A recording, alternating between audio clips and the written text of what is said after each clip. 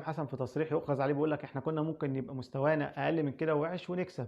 لا، انا عايز المستوى يبقى اعلى. انت يا كابتن لا كان مستواك حلو ولا كان مستواك عالي ولا كنت بتلعب كوره والفريق التاني كان بايده يكسب بسكور اعلى من كده كمان، وما عملناش حاجه يعتبر في الكوره. ناخد كده يا جماعه بعد اذن اللعيبه وبعد اذن الجهاز الفني بتاع منتخب مصر، عايزين نرجع الجماهير تتفرج على مصر تاني، تستنى مباريات المنتخب تاني، مش تستنى اهلي وزمالك بس، تستنى مباريات المنتخب تاني.